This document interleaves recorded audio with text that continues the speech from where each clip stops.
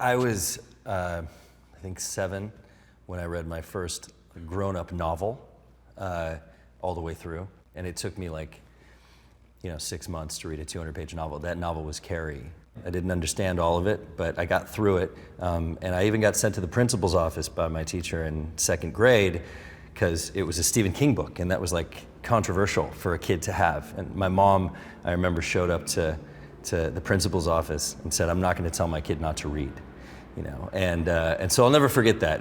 But that book was my gateway to becoming a constant reader. I've read almost everything he's ever written, and now for the last 15, 20 years of my life, I look forward to my birthday's in September, and his birthday is too. Actually, we share a birthday, September 21st. I look forward to one of his books coming out. That's usually when it happens, and it's almost every year. It was something I've always wanted to do, a dream come true to work on something of Stephen King's. I feel like I got really lucky. I was just finishing Strange Darling, and knowing that I wanted to work after I was finished, but knowing that I didn't want to direct something right away. I needed to recharge. And I told Roy that. I said, he says, "What do you want to do next?" "I want to write something next for somebody else." And so Roy called me and said, are you interested in writing The Long Walk? And I said, absolutely.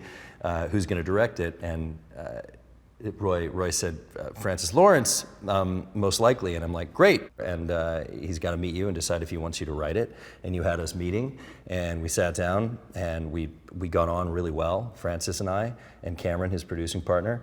And then like a week later, maybe a few days later, we were talking to Lionsgate about it.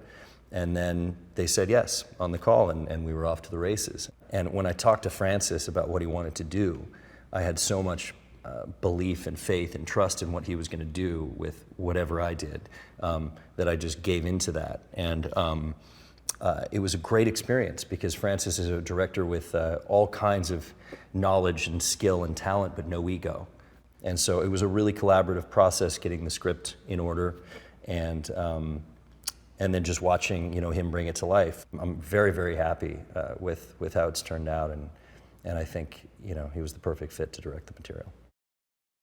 When I had this task, I was like, we have to find a way to be really, really loyal to the DNA of the story, and what makes it special, and sort of the hint of nihilism, but then a tiny bit of hope, and this weird amalgamation of things that Stephen King was obviously feeling as a young man, this disillusionment with America, and him creating this sort of hyperbolic version of it. And I told Francis that I was hoping that's what he wanted to do as well, and of course he did.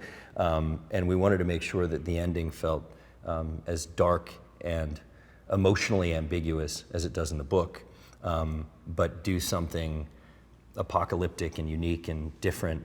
So not so it would piss off the readers, but so it would excite the readers. Because me as a reader, the best way for me to enjoy a movie more than a book is if you stay true to it, but give me something different to chew on.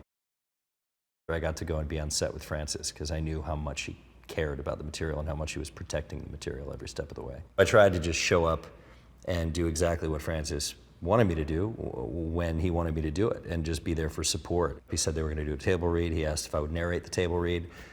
I thought that was, it was exciting. Hearing all those voices and hearing people actually saying the words, it was really important to the process. And it was also, there was a moment where I almost couldn't keep narrating, broke down into tears. It was really beautiful to hear people bringing these things to life. I already thought the casting was good. I was a big fan of Cooper's, of course, and I liked the cast he was putting together. But once I was there, seeing them talk, I was like, oh, now I really understand. The chemistry those guys had.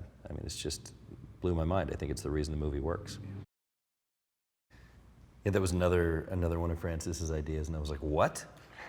Yes. It was just, you think about it for a minute, but you don't think about it at first. And it was some of the really interesting casting that was happening that really paid off. And he's legendary.